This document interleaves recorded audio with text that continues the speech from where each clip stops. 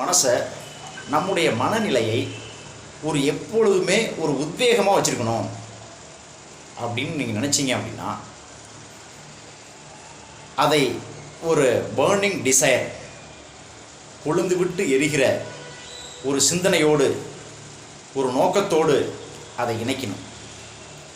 Thomas Alva Edison யாருன்னு உங்களுக்கு தெரியும்.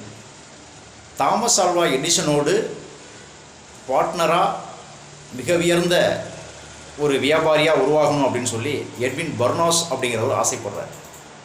ஆனால் தாமஸ் ஆல்வா எடிசன் இருப்பதற்கும் இவர் இருப்பதற்கும் நீண்ட தொலைவு, வேறு ஒரு நாடு, கையில் பணம் இல்லை, அவரை எப்படி சந்திக்க போகிறன்ற திட்டம் இல்லை.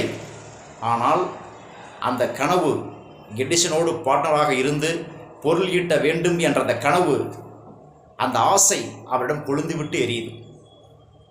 ஒரு சில ஆண்டுகளில் அவர் என்ன நினைத்தாரோ அதே போல் எடிசனோடு பார்ட்னராக இருந்து பெரும் செல்வம் ஈட்டுகிறார். இதுதான் ரிசல்ட். மனம் உத்வேகமாக இருக்கணும் அப்படின்னா ஒரு கொழுந்து விட்டு எரிகிற ஒரு கனவை, ஒரு நோக்கத்தை நீங்கள் அதோடு இணைத்து விட்டால் போதும். மனம் எப்பொழுதும் உத்வேகமாக நீங்கள் வைத்திருக்க தேவையில்லை, அது உங்களை வைத்திருக்கும்.